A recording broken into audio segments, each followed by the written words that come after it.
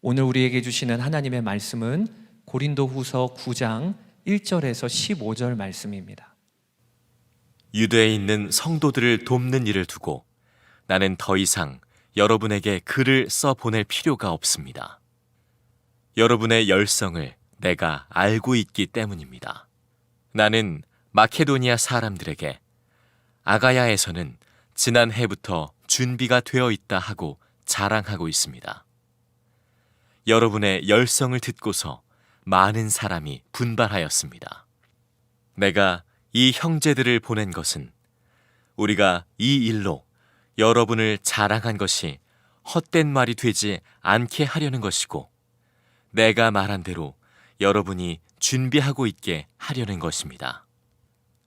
혹시 마케도니아 사람들이 나와 함께 그리로 가서 여러분이 준비하고 있지 않은 것을 보게 되면 여러분은 말할 것도 없고 우리가 이런 확신을 가진 것 때문에 부끄러움을 당하지 않을까 하고 염려합니다. 그러므로 나는 그 형제들에게 청하여 나보다 먼저 여러분에게로 가서 여러분이 전에 약속한 선물을 준비해 놓게 하는 것이 필요하다고 생각하였습니다. 이렇게 해서 이 선물은 마지못해서 낸 것이 아니라 기쁜 마음으로 마련한 것이 됩니다. 요점은 이러합니다. 적게 심는 사람은 적게 거두고 많이 심는 사람은 많이 거둡니다. 각자 마음에 정한 대로 해야 하고 아까워하면서 내거나 마지못해서 하는 일은 없어야 합니다. 하나님께서는 기쁜 마음으로 내는 사람을 사랑하십니다. 하나님께서는 여러분에게 온갖 은혜가 넘치게 하실 수 있습니다. 그러하므로 여러분은 모든 일에 언제나 쓸 것을 넉넉하게 가지게 되어서 온갖 선한 일을 얼마든지 할 수 있습니다. 이것은 성경에 기록한 바 그가 가난한 사람들에게 아낌없이 뿌려주셨으니 그의 의가 영원히 있다 한 것과 같습니다. 심는 사람에게 심을 씨와 먹을 양식을 공급하여 주시는 하나님께서 여러분에게도 씨를 마련하여 주시고 그것을 여러 갑절로 늘려주시고 여러분의 의의 열매를 증가시켜 주실 것입니다. 하나님께서 여러분을 모든 일에 부요하게 하심으로 여러분이 후하게 헌금을 하게 될 것입니다. 우리가 여러분의 헌금을 전달하면 많은 사람이 하나님께 감사를 드리게 될 것입니다. 여러분이 수행하는 이 봉사의 일은 성도들의 궁핍을 채워줄 뿐만 아니라 많은 사람들로 하여금 하나님께 감사를 넘치게 드리게 할 것입니다. 여러분의 이 봉사의 결과로 그들은 하나님께 영광을 돌릴 것입니다. 그것은 여러분이 하나님께 순종하여 그리스도의 복음을 고백하고 또 그들과 모든 다른 사람에게 너그럽게 도움을 보낸다는 사실이 입증되었기 때문입니다. 그들은 또한 여러분에게 주신 하나님의 넘치는 은혜 때문에 여러분을 그리워하면서 여러분을 두고 기도할 것입니다. 말로 다 형언할 수 없는 선물을 주시는 하나님께 감사합니다. 오늘은 고린도후서 9장 말씀을 같이 나누려고 합니다. 고린도후서 8장 말씀에서 사도 바울은 고린도 교회에 구제 헌금을 하는 것이 하나님의 자녀들이 누리는 특권이라 하는 말씀을 하셨습니다. 헌금 설교를 했는데요. 9장은 여전히 헌금에 대한 말씀을 하고 계십니다.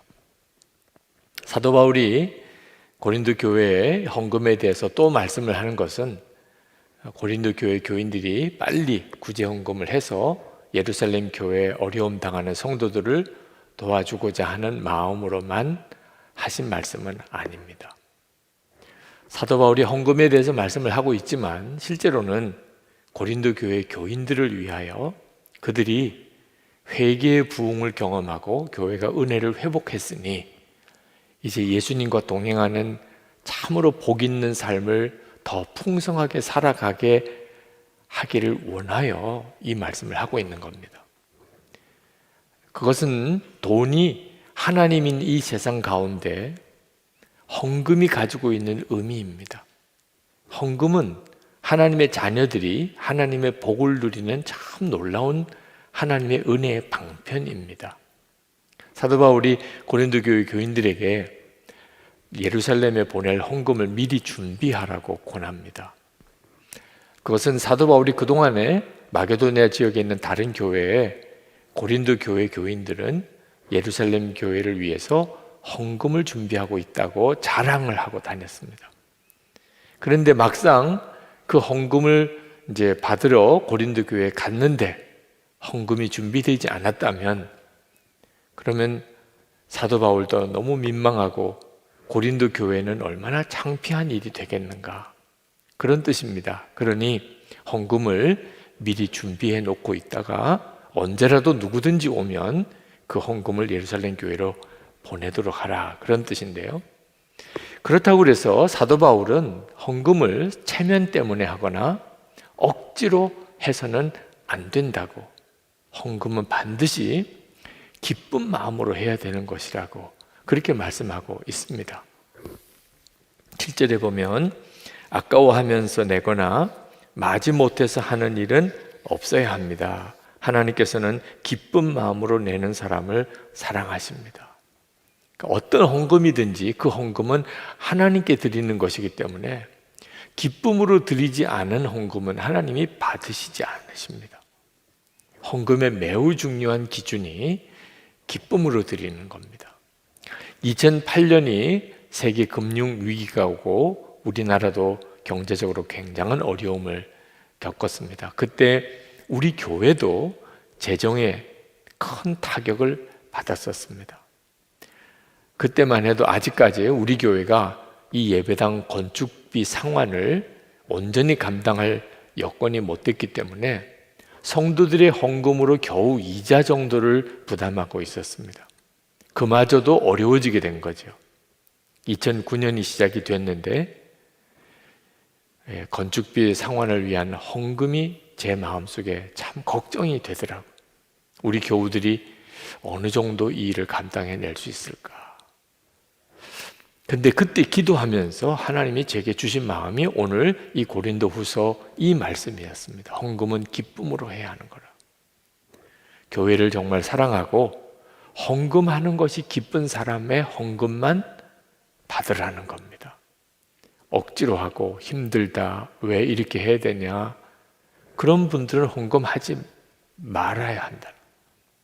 헌금해도 하나님이 받으시지도 않으시니까. 제가 그것을 받아들이기가 쉽지 않았어요. 그렇지만 아무리 기도하고 생각해 봐도 그 말이 옳아요. 헌금은 하나님께 드리는 거고 하나님은 기쁨으로 하는 것만 받으신다. 그래서 장로님들과 의논을 했습니다. 우리가 전 교인들이 건축헌금을 하는 것 이제는 그만하고 기쁨으로 헌금할 분들만 헌금하게 합시다. 그렇지 않아도 힘든 때인데 다 헌금해달라고 그래도 쉽지 않은데 기쁨 마음으로만 헌금할 사람만 헌금하라니 장로님들도 결정하기가 참 어려웠을 텐데 다 믿음으로 반응을 해주셨어요. 그리고 그때까지만 해도 우리 교우들이 헌금은 이자 갚는 데만 쓰여졌어요. 근데 장로님들께서 그렇게 기쁨으로 헌금한 성도들의 헌금을 이자 갚는 데 쓰는 일은 얼마나 허탈합니까? 그래서 우리 은행 융자 원금 상환하는 데만 쓰도록 합시다. 그래야 조금이라도 자꾸 줄어가야 되죠. 이자는 교회 재정을 아껴서 이자는 교회 일반 재정에서 감당하도록 하겠습니다. 대단한 결심이었습니다. 그때는.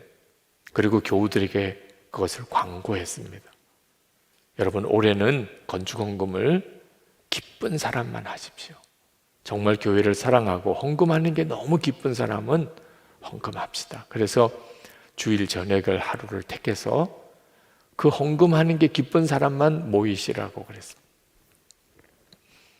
몇 명이나 올까 걱정을 했는데 깜짝 놀라게 정말 많은 분들이 모이셨어요. 건축 헌금하는 시간인데 마치 무슨 축제 같았어요, 느낌이.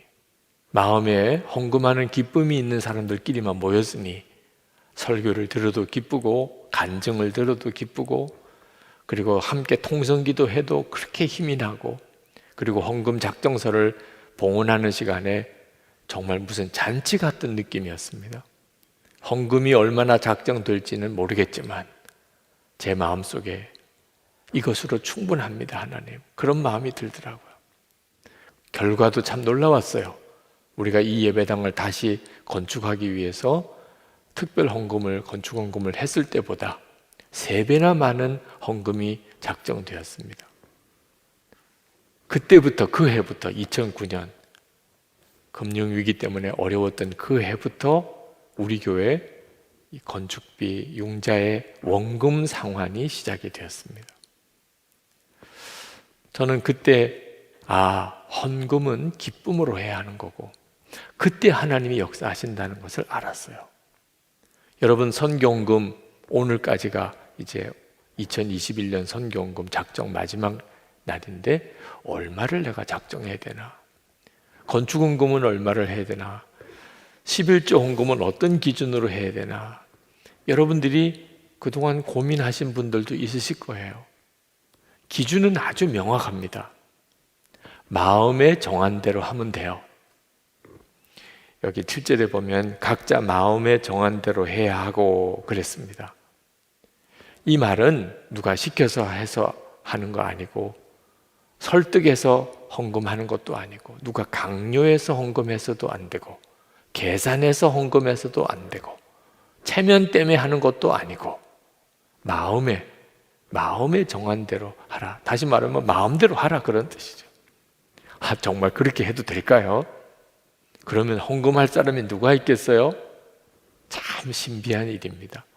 하나님의 자녀들은 마음에 헌금할 마음이 하나님이 주세요. 얼마 헌금하는 것까지 하나님이 다 가르쳐 주세요. 믿어지지 않죠? 빌립보서 2장 13절 말씀에 너희 안에서 행하시는 이는 하나님이시니 자기의 기쁘신 뜻을 위하여 너희에게 소원을 두고 행하게 하시나니. 하나님이 우리 안에 계셔서 하나님의 기뻐하시는 일을 위하여 우리 마음에 소원을 두고 행하게 하신다는 겁니다. 그래서 여러분이 무슨 헌금을 하든지 하나님 얼마를 할까요? 이렇게 꼭 물으셔야 돼요. 그러면 하나님께서 여러분의 마음에 얼마를 하라고 하는 소원을 주신다는 겁니다. 하나님의 기쁜 뜻을 이루기 위해서 하시는 일이니까 반드시 놀라운 역사가 있습니다. 여러분이 이제부터 헌금할 때마다 꼭 믿음의 실험을 한번 해보세요. 그리고 그것을 일기에다가 꼭 기록해 보세요. 내 마음에 이런 마음이 드는데 이게 하나님의 뜻일까? 그리고 한번 순종해 보는 훈련을 꼭 해보세요. 헌금에 대한 간증이 엄청나게 많아지게 됩니다. 하나님께서 왜 이처럼 우리 마음에 헌금할 마음을 주시면서 헌금을 하게 하실까요? 아주 답은 간단합니다. 우리에게 복을 주시려고 하심이라는 거예요. 사도 바울은 이것을 농부가 씨를 심는 것에 비유를 했습니다. 6절에 보면 요점은 이러합니다. 적게 심는 사람은 적게 거두고 많이 심는 사람은 많이 거둡니다. 10절에 심는 사람에게 심을 씨와 먹을 양식을 공급하여 주시는 하나님께서 여러분에게도 씨를 마련하여 주시고 그것을 여러 갑절로 늘려주시고 여러분의 의의 열매를 증가시켜 주실 것입니다. 여러분, 헌금에 대한 영적인 원리는요, 심고 하나님이 그것을 거두게 하시는 겁니다. 농부들이 곡식을 가지고 있지만 그 중에 일부는 종자 씨입니다. 그러니까 가지고 있는 곡식을 다 먹으면 안 되죠. 반드시 심을 씨는 따로 두었다가 봄에 뿌려야 가을에 또 거두잖아요. 우리가 가지고 있는 우리의 소유 중에 반드시 씨가 있어요. 다 여러분의 마음대로 쓰면 안 됩니다. 그러면 반드시 궁핍함이 와요. 종자씨를 먹어버린 농부처럼. 그 다음엔 거둘 게 없어지게 됩니다. 안타깝게도 많은 성도들이 이 점을 깊이 생각하지 않습니다. 가지고 있다고 다 자기 것이라고만 생각해요. 심어야 될 씨가 있는 겁니다. 여러분이 가난한 사람에게 나누어주고 하나님께 헌금하는 일은 씨를 심는 것과 같다는 거예요.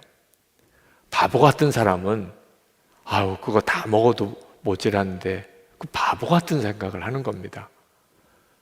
씨를 심는 것은 농부에게 있어서는 절대로 아깝지가 않습니다. 왜? 그것 때문에 가을에 30배, 60배, 100배로 거두니까요. 하나님이 우리에게 우리가 가지고 있는 것 중에 어떤 것은 씨라고 말씀하시는 것은 우리를 더 풍성하게 주시려고 하심이지 그것마저 뺏어 가시려고 함이 아니지 않습니까? 심는 것이 곧 거두는 거예요. 이틀 전에 금요 성령 집회 때 인도의 최수진 선교사님이 여기서 간증과 선교 보고를 하셨습니다. 그분은 제가 부산제일교회 담임 목사로 있을 때 여자 자매 청년이었는데 인도 선교, 네팔 선교를 마음에 품고 파송을 받았어요. 한 여자 자매를 인도로 선교사로 보내는 것은 참 위험하기도 한 일입니다. 그렇지만 본인이 너무 강한 확신을 가지고 있으니 파송할 수밖에 없었습니다. 그가 인도에 가서 인도의 한 청년을 만나서 결혼을 했습니다. 완전히 인도 사람이 된 거죠. 두 아들을 낳고 하나이는 고등학생, 하나이는 중학생이 되었습니다. 인도의 어린이들, 인도의 여성들을 위해서 정말 귀한 사역을 했어요. 벨리쿱이라고 하는 교회도 개척하고 인도 여성들을 위한 선교 센터도 믿음으로 건축을 시작을 했는데 한 8천만 원 정도의 건축비가 모자라서 건축 중단이 되어버리고 말았습니다. 그때 그 큰아들이 고등학교 들어가서 학교에서 무릎을 다쳤는데 아주 크게 다쳤습니다. 한국에 급히 와서 수술을 받아야 될 사정이 되었는데 개척한 그 교회 교인들이 선교사님의 아들이 다쳤다고 수술비에 보태라고 헌금을 가져왔어요. 우리 한국 돈으로 80만 원인데 그 교회에 13가정 교인이 있습니다. 그들은 한 달 월급이 5만 원인 차밭 노동자들이에요. 그러니 80만 원은 그 전 교인들의 한 달 동안의 생활비 이상을 다 모은 거예요. 선교사님이 그것을 받아들고 울었대요. 제가 그 이야기를 전해 듣고 설교 시간에 그 선교사님을 간단히 소개를 했습니다. 그런 일이 있었노라고. 우리 교우 중에 한 분이 그 설교를 듣고 마음에 참 감동을 받아서 그 여성센터 건축비 남은 8천만 원을 자기가 헌금하겠다고. 그래서 80만 원 헌금이 8천만 원 헌금이 되어버렸어요. 그 선교사님이 인도로 돌아가서 그 벨리쿱 교회 교인들에게 그 되어진 일을 이야기를 했습니다. 여러분이 주신 80만 원이 이렇게 이런 과정을 거쳐 한 달 만에 우리 여성센터 8천만 원의 남은 건축비가 되어서 왔습니다. 그 교인들이 얼마나 기뻐하며 춤을 추며 놀래며 하나님 아버지를 찬양했다는 거예요. 그 이야기를 지난 금요일에 쭉 간증을 하셨어요. 혹시 여러분 못 들어보신 분은 들어가서 한번 들어보세요. 그 간증이 참 귀하고 아름다웠어요. 헌금은 이런 역사가 있는 거예요. 하나님께서 우리에게 어떤 때는 정말 눈물의 헌금을 받으시는 것 같아도 그게 씨니까 너무 귀한 거예요. 하나님이 씨로 삼으셔서 하나님이 넘치게 주시려고 하심이라는 거예요. 그래서 고린도 교회 교인들에게 사도 바울이 예루살렘 교회를 향한 구제 헌금을 정말 정성을 다해 미리 마음의 준비를 하고 미리미리 준비해서 그렇게 헌금을 드리라고 권하는 겁니다. 우리도 선교 헌금 작정을 오늘까지 하지만 하나님이 여러분에게 그 일을 씨를 삼으셔서 하나님이 넘치게 복을 주시려고 하심이라는 거예요. 우리가 주님의 뜻대로 이렇게 헌금하고 순종하면 하나님은 반드시 우리를 이렇게 넘치게 하나님이 주세요. 사람에게 심고 하나님이 주시는 거죠. 기독교 국가들 그 오랜 세월 동안 하나님의 말씀대로 살아본 나라들은 다 선진국이 됐잖아요. 우리의 자손들도 반드시 열매를 거둬요. 저는 목회하면서 많은 목사님들을 만났는데 참 신실하고 충성스럽고 말씀도 좋고 복음도 분명하신 목사님이신데 목회 현장은 참 어려운 분들을 봅니다. 그런데 저는 그분들에 비하면 말할 수 없이 부족한데 저는 목회하는 현장에 참 열매가 많아요. 어떤 때는 그 목사님들에게 너무 미안합니다. 저는 개인적으로 왜 이런 일이 생기나 하고 생각하면서 6.25 때 순교하셨던 할아버님, 피난 시절에 피난 내려오셔서 그 어려운 때에 목회하느라고 고생을 많이 하시다가 그렇게 은퇴하고 돌아가신 저희 부친, 그분들의 심은 씨앗의 열매를 제가 거두는구나, 그런 생각을 합니다. 이따금 하나님께서 저에게도 어떤 것을 헌신하라고 요구하실 때가 있으셨어요. 부끄러운 이야기이긴 합니다만 그때는 정말 많이 울었습니다. 이렇게까지 해야 되나? 그런데 사실은 그것은 하나님께서 나에게 엄청나게 복을 주시려고 복의 씨를 심게 하는 것이었는데 그때는 그걸 깨닫지 못했기 때문에 힘들다, 그렇게 눈물도 흘렸던 참 부끄러운 저 자신인 것을 봅니다. 이제는 희생과 헌신이 요구될 때 깨달아요. 하나님 앞에 갔을 때 받을 상급이 크구나. 그래서 이제 조금 철이 든 것 같습니다. 여러분들도 한번 생각해 보세요.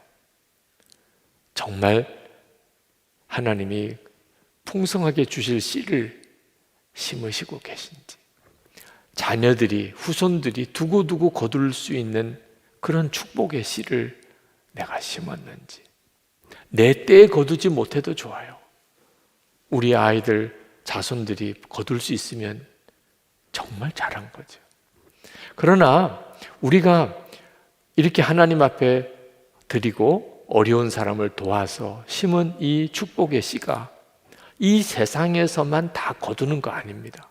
이 세상에서 잘 되고 자손들이 복을 받는 것은 진짜 하나님이 주시려는 열매의 그림자예요. 상징에 불과해요. 우리가 심고 거두는 것의 진짜는 하늘에 쌓여있는 보화예요. 부자 청년이 예수님에게 와서 영생을 얻는 것에 대해서 질문했을 때 예수님이 그 부자 청년에게 내 가진 모든 소유를 가난한 자에게 다 나눠주고 나를 따르라, 그렇게 말씀하시면서 약속하셨어요. 마태복음 19장 21절에 그리하면 하늘에서 보화가 내게 있으리라. 이 땅에서 심고 하늘에서 보화가 있다는 거예요. 이게 진짜인 거예요. 하나님의 나라에 눈이 뜨인 사람은 반드시 이 세상에서 더 움켜쥐려고 하지 않아요. 바보가 아닌다면 그렇게 할 사람이 아무도 없어요. 하나님의 나라에서 거둘 보화가 이 땅에 있는 것과 비교가 안 되니까.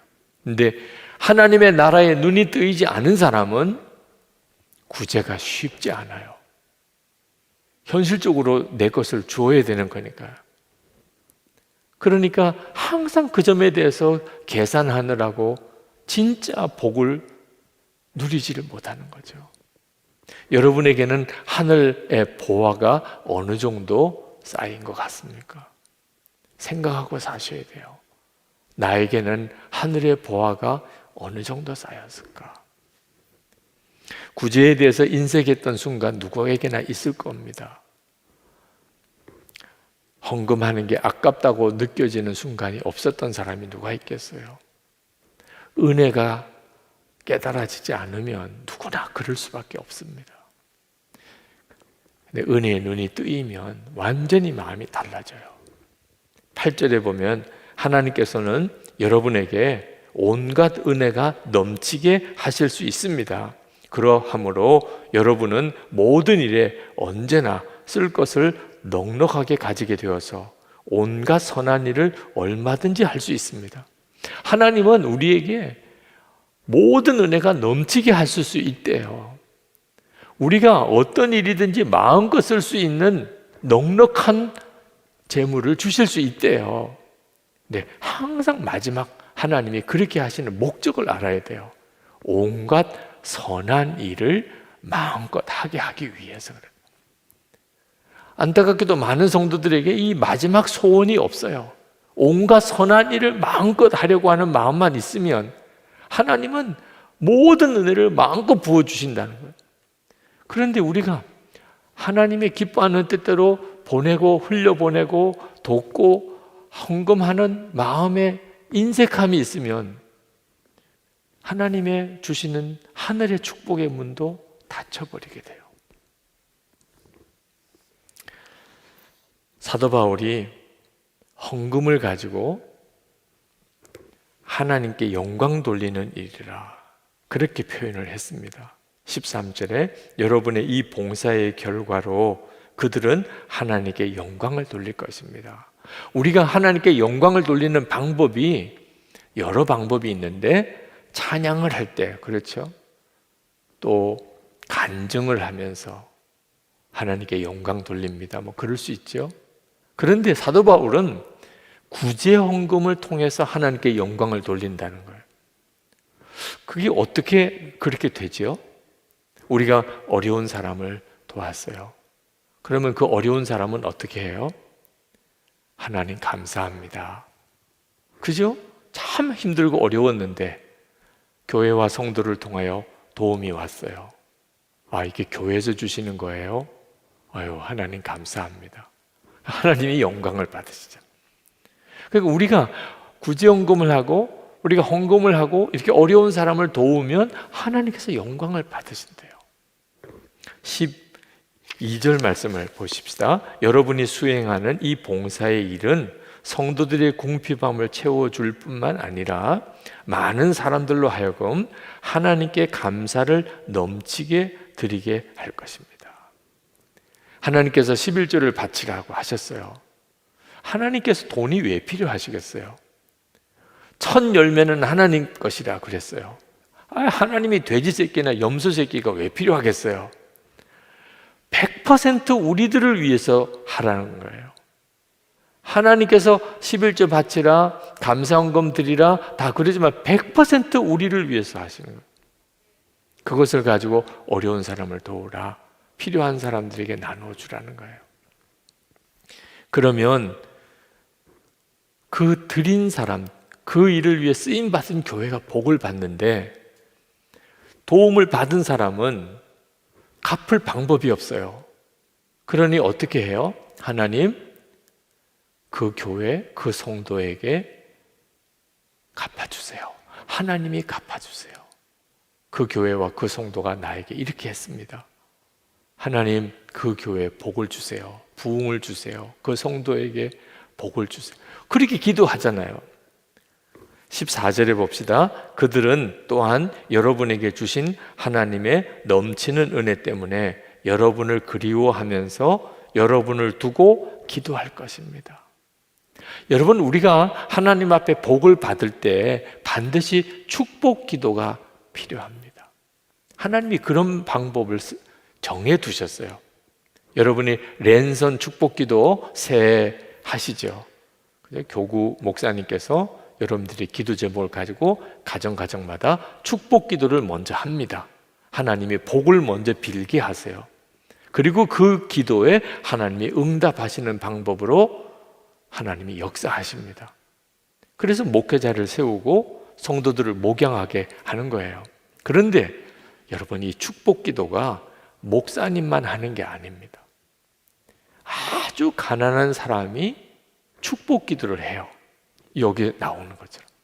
자기는 갚을 길이 없어요. 그런데 도움을 받았어요. 하나님, 저들에게 복을 주세요.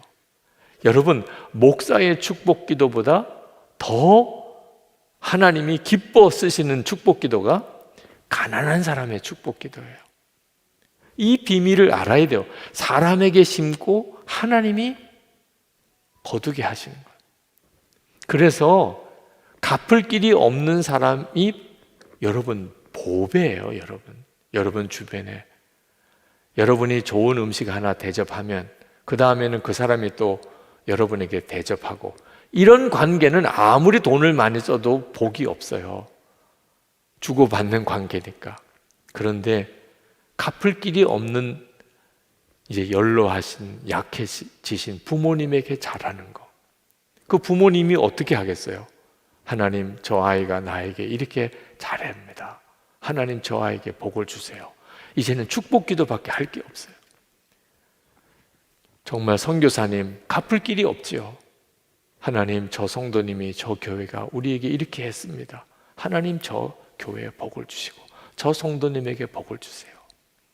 지나가는 노숙인 한 사람이라도 여러분이 그에게 잘해주면 그분이 할 일은 뭐예요?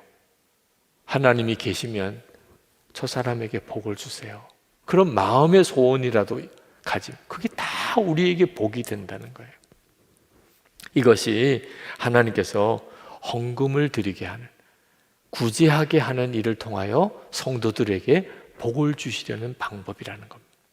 그래서 고린도 교회 교인들에게 너희들이 은혜의 회복을 얻었으면 이제는 힘써 그 은혜가 여러분에게 복이 되도록 흘려보내라는 겁니다. 그러면 목사님, 우리가 어려운 사람 그냥 도우면 되지 왜 꼭 교회에다가 헌금을 해야 되는 겁니까? 우리가 형편 따라서 어려운 사람을 직접 도울 수도 있어요.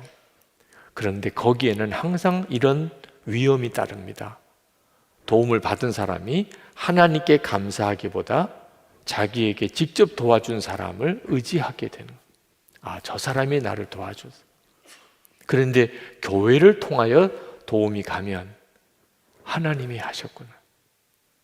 물론 누군가가 헌금을 했겠지만 하나님이 하셨구나. 그래서 하나님이 우리를 감추시고 하나님이 영광 받으시는 방법으로 교회를 통하여 구제하고 돕고 선교하게 하시는 거예요. 교회도 성도들의 헌금을 잘 써야 합니다. 성도들이 여러 제목으로 헌금한 것은 기본적으로 어려운 사람을, 어려운 교회를, 선교사님들과 사역자들을 도우라고 헌금이 된 거거든요. 왜 자꾸 퍼주기만 해요? 이런 말은 하나님의 복을 걷어차는 말입니다. 정말 조심할 일이에요. 퍼주기만 하는 게 아닙니다. 그건 다 씨예요.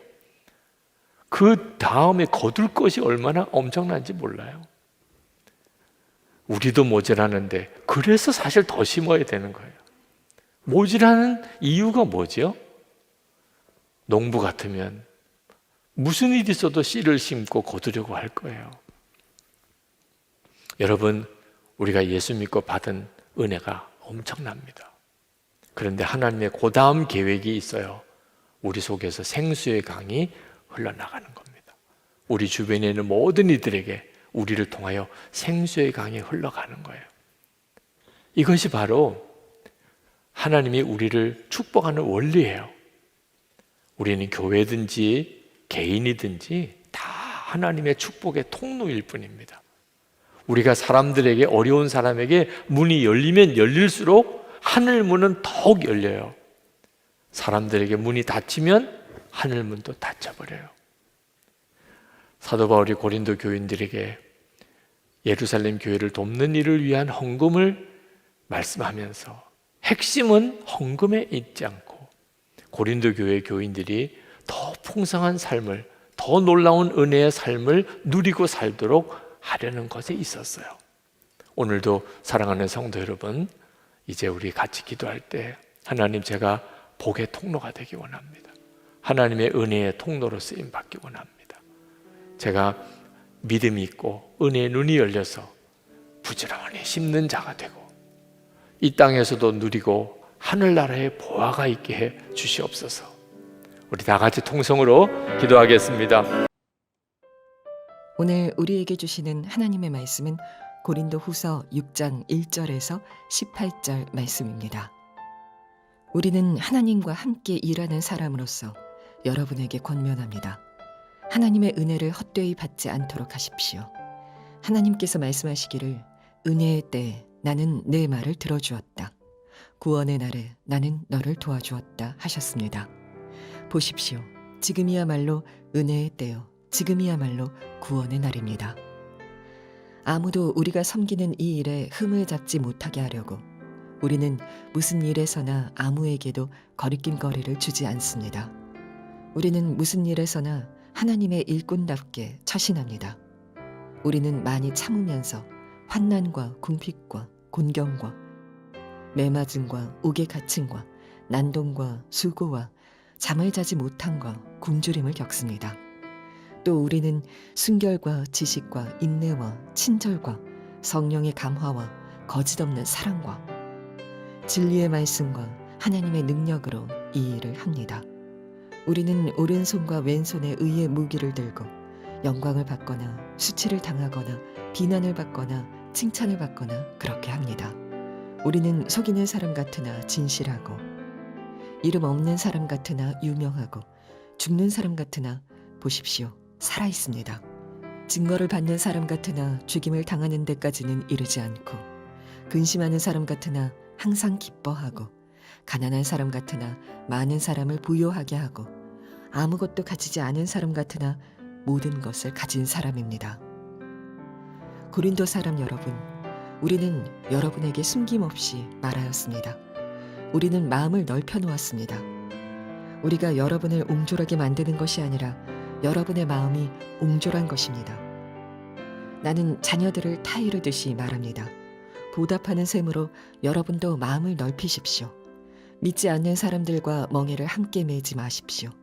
정의와 불의가 어떻게 짝하며 빛과 어둠이 어떻게 사귈 수 있겠습니까? 그리스도와 벨리알이 어떻게 화합하며 믿는 자가 믿지 않는 자와 더불어 함께 차지할 몫이 무엇이며 하나님의 성전과 우상이 어떻게 일치하겠습니까? 우리는 살아계신 하나님의 성전입니다. 그것은 하나님께서 말씀하신 바와 같습니다. 내가 그들 가운데서 살며 그들 가운데로 다닐 것이다. 나는 그들의 하나님이 되고 그들은 내 백성이 될 것이다. 그러므로 너희는 그들 가운데서 나오너라. 그들과 떨어져라. 부정한 것을 만지지 말아라. 나 주가 말한다. 그리하면 내가 너희를 영접할 것이다. 그리하여 나는 너희의 아버지가 되고 너희는 내 자녀가 될 것이다. 나 전능한 주가 말한다. 아멘. 하나님의 말씀입니다. 참 힘들고 어려운 때이죠. 주변에 들려오는 소식은 우리를 더 마음을 무겁게 하기도 합니다. 그러나 그래서 우리가 더 하나님께 귀를 기울여야 합니다. 지금 중동에 나가 있는 청년 선교사 한 분이 며칠 전에 저에게 선교 편지를 보내왔습니다. 그 편지 속에 그가 최근에 그 나라에서 어떤 광고 영상을 하나 보았다는 이야기를 했습니다. 그 광고 영상의 컨셉은 악마와 2020년을 의인화한 어떤 한 여자가 데이트를 하는 장면이랍니다. 코로나19 때문에 광장도 거리도 극장도 식당도 다 사람이 없는 그 둘만 있는 그런 데이트 장면을 쭉 보여주면서 2021년은 여러분의 해가 되기를 바랍니다. 그런 내용으로 아주 짤막한 광고가 그렇게 방영이 되더랍니다. 한마디로 코믹하게 만든 영상이긴 하지만 2020년은 악마의 해라는 겁니다. 악마와 2020년이 데이트하는 해. 그런데 2021년은 그 점에서 달라지기를 바란다. 그런 내용의 메시지를 담았다는 거죠. 그러면서 그 청년 선교사님이 말하기를 자기는 그 영상의 메시지에 동의할 수 없다는 겁니다. 2020년이 참 힘들고 어려운 해인 것은 분명하지만 그러나 여전히 하나님의 은혜 아래 있음을 자기는 믿는다는 거예요. 그래서 2020년도 변함없이 하나님의 은혜의 해라 그렇게 고백을 했습니다. 저는 그 선교사님의 고백이 대단히 옳다고 생각합니다.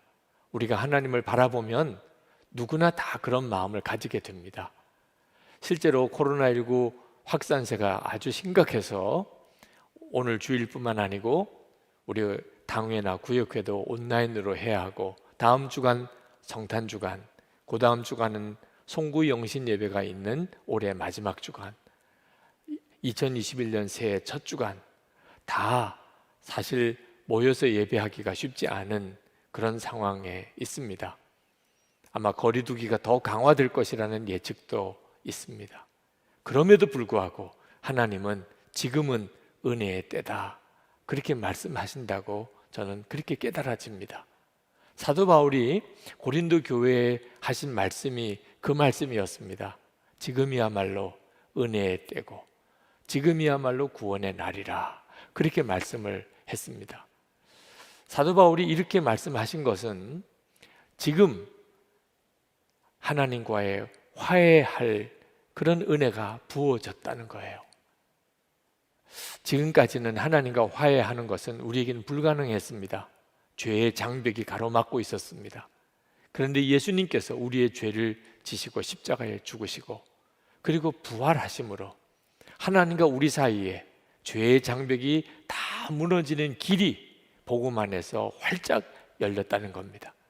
이제는 하나님과 우리가 화해하여 지옥 갈 우리가 하나님의 자녀가 되었습니다. 예수님을 영접하면 유대인이나 이방인이나 누구나 다 하나님의 자녀가 되고 예수님은 그 사람 안에 거하시고 그 사람은 예수님과 동행하는 삶을 살게 되는 놀라운 은혜가 이제는 활짝 열렸다는 겁니다. 그래서 지금이야말로 은혜의 때요 지금이야말로 구원의 날이라고 그렇게 말했습니다. 고린도후서 5장에서 사도 바울은 고린도 교인들에게 여러분은 하나님과 화해하십시오 그렇게 담대하게 권했습니다.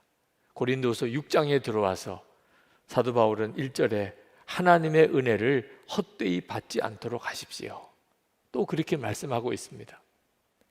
하나님과 화해할 수 있는 이 구원의 은혜가 너무나 놀랍기 때문입니다. 이것은 사도 바울이 율법주의자들, 거짓 교사들의 미혹에 의해서 하나님과 화해의 은혜의 문이 활짝 열렸음을 듣고도 실제로 그 은혜를 누리지 못하는 고린도 교회 교인들을 향한 안타까움의 호소였습니다. 그들은 사도 바울이 거짓 사도라고 그렇게 미혹을 받았습니다. 사도 바울이 전해주는 이 복음이 거짓 복음이라는 말에 마음이 흔들렸습니다. 하나님의 은혜는 활짝 열렸는데 지금이야말로 은혜의 때요 구원의 날인데 고린도 교인들은 마음에 주저함이 생겼습니다. 그래서 하나님의 은혜를 믿지도 누리지도 못하는 너무나 안타까운 현실 속에 있었던 겁니다.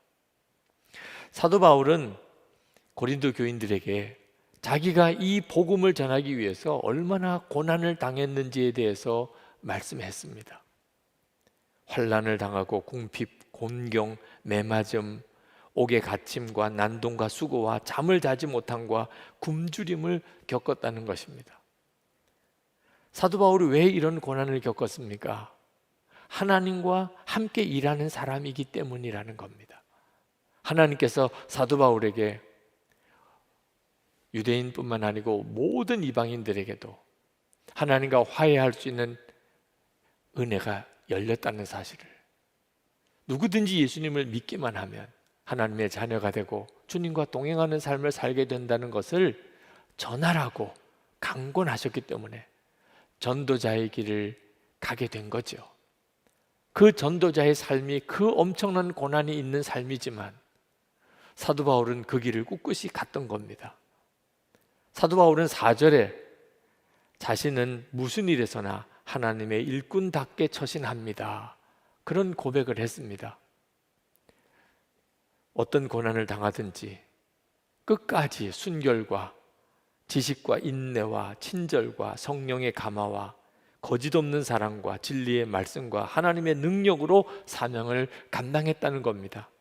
영광을 받거나 수치를 당하거나 비난을 받거나 칭찬을 받거나 상관없이 한결같이 의로운 삶을 살았다는 것입니다.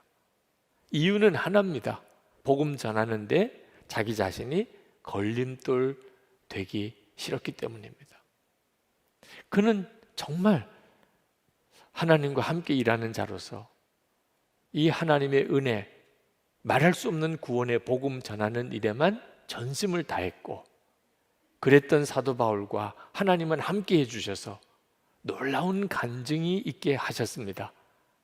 우리가 너무나 잘 아는 고린도후서 6장 8절부터 10절의 고백이 여기서 나오는 겁니다.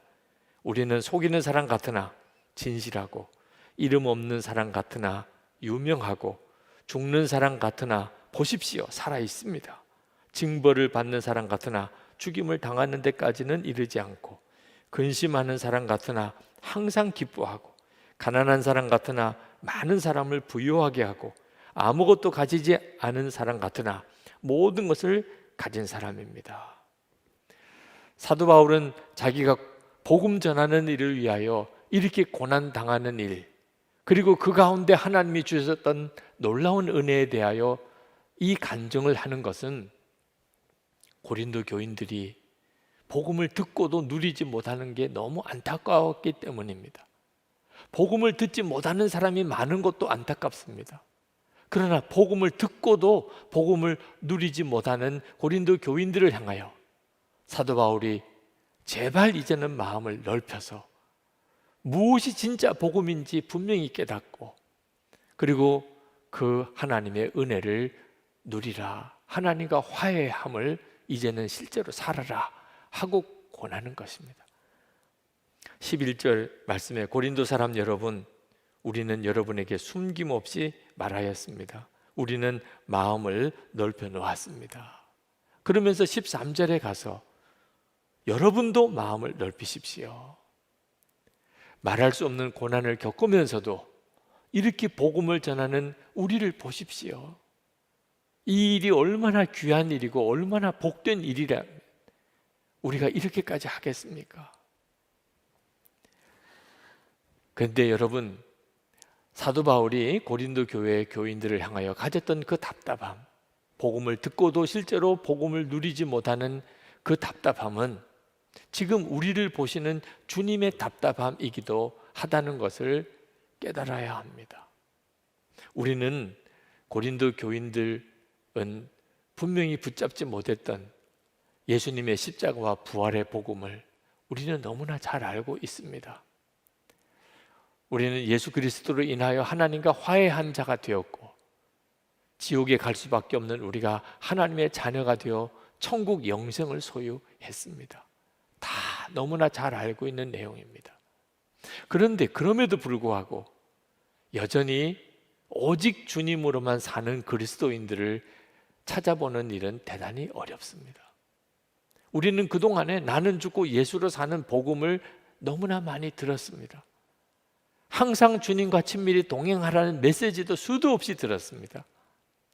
그렇지만 실제로 나는 죽고 예수로 사는 성도, 주님과 친밀히 동행하는 삶을 사는 성도는 여전히 참 드뭅니다. 여기에 하나님의 안타까움이 있는 것입니다. 우리는 지금 우리가 겪고 있는 여러 가지 형편의 어려움만 생각합니다. 그러나 하나님은 지금은 여전히 너에겐 은혜의 때다, 구원의 날이다 라고 말씀하고 있습니다.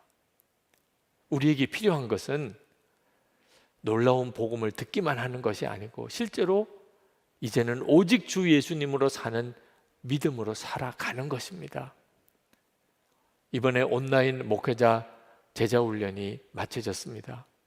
어느 한 목회자가 그런 고백을 했습니다. 이번 세미나를 참석하면서 이제는 오직 주 예수님만 붙잡게 되었다고. 코로나19로 인해서 목회 환경이 너무 어려워지고 교회가 너무 힘들어지게 되면서 큰 좌절에 빠졌는데 온라인 목회자 제자 훈련 하면서 이제는 주님만 믿고 주님만 붙잡고 살 믿음이 생겼다는 것입니다. 너무나 감사한 일이죠. 그 목사님이 이제는 주님만 붙잡아 살게 되었다고 말씀하는 것은 그만큼 지금 형편이 어렵다는 뜻이기도 합니다. 그러나 뒤집어 말하면 그동안에는 오직 주님으로만 살고 목회했던 것이 아니었다는 말이기도 합니다. 이런저런 방법으로 목회를 하고 교회를 세워보려고 애썼다는 뜻이기도 하지요. 그런데 코로나19 확산으로 인해서 이 방법 저 방법 다 소용없고 이제야 오직 주님만 붙잡고 주님만 바라보게 되었다는 거예요. 제가 그 목사님의 말씀을 들으면서 만약에 그게 사실이라면 코로나19의 확산은 우리에게 재앙만은 아니라 오히려 하나님의 놀라운 은혜라고 그렇게 믿어집니다. 우리가 진짜 주 예수님만을 붙잡게 됐다면, 우리로 하여금 그렇게 만들어가고 있다면 코로나19의 확산은 하나님의 은혜의 도구일 수도 있는 거죠. 암몬과 모압 연합군이 이스라엘을 침공해 온 때가 있었습니다. 그때 이스라엘의 왕이 여호사밧이었습니다. 여호사밧은 도무지 암몬과 모압 연합군을 감당할 수 있는 힘이 없었습니다. 그는 절망에 빠졌습니다. 그리고 하나님의 성전에 나가서 하나님께 기도했습니다. 역대하 20장 12절입니다. 우리를 치러 오는 이 큰 무리를 우리가 대적할 능력이 없고 어떻게 할 줄도 알지 못하옵고 오직 주만 바라보나이다. 여호사밧이 오직 주만 바라보나이다 이렇게 고백한 것은 그 상황이 절망적인 상황이라는 뜻이기도 하고, 오히려 이제야 비로소 여호사밧이 살 길을 찾았다, 진짜 구원받을 길을 붙잡았다, 그런 의미이기도 합니다. 오직 주만 바라보겠다고 고백하는 여호사밧의 기도를 하나님이 받으시고, 그리고 여호사밧에게 응답하십니다. 역대하 20장 17절입니다. 너희는 두려워하지 말며 놀라지 말고 내일 그들을 맞서 나가라. 여호와가 너희와 함께 하리라. 하나님께서 함께 하시겠다는 응답을 받고, 여호사밧은 그 다음날 전쟁터로 나갈 때 찬양대를 군대 맨 앞에 세워 하나님을 찬양하면서 나갑니다. 이제는 진짜 오직 주님만 바라보며 사는 왕이 된 거죠. 그때 하나님은 역사하셨어요. 모압과 암몬 연합군을 하나님이 친히 전멸시켜 버렸습니다. 자, 모압과 암몬 연합군의 침공은 여호사밧을 한때는 절망시켰습니다. 그러나 그것은 하나님의 은혜의 때였어요. 그랬기 때문에 오직 주님만 바라보게 만들었기 때문에 그렇습니다. 성도 여러분, 우리도 수도 없이 주님만 바라보라고 하는 말씀을 들었습니다. 예수님의 십자가의 복음은 나는 죽고 예수로 사는 복음이라고 하는 말씀도 들었습니다. 문제는 우리가 그래서 이제 정말 주님만 붙잡고 살게 되었는가 하는 것입니다.